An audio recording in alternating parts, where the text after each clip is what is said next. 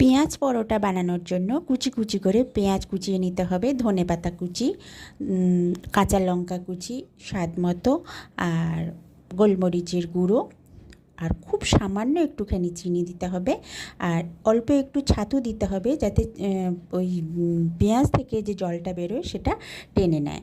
এবারে যেরকমভাবে আমরা আটা মাখি সেরকম আটা মেখে তার লেচি কেটে কচুরির মতো খোল করে পেঁয়াজের ওই পুর ভরে নিতে হবে। খুব ভালো করে মুখটা বন্ধ করে দিতে হবে। তারপর অল্প অল্প আটা দিয়ে সেটাকে যতটা সম্ভব হালকা পারা যায় ততটা সম্ভব হালকা করেই বেলে নিতে হবে। এবারে তাওয়া গরম করে তাতে সাদা তেল দিয়ে এপিট ওপিট করে বেশ লাল করে ভেজে নিলেই তৈরি হয়ে যাবে পেঁয়াজের পরোটা। অসম্ভব ভালো লাগে খেতে। আচার কিংবা সস দিয়ে খেয়ে দেখুন, ভীষণ ভালো লাগবে। বাচ্চা থেকে বড় সবাই বলবে, বাহ, আর একটা হলে মন্দ হয় না।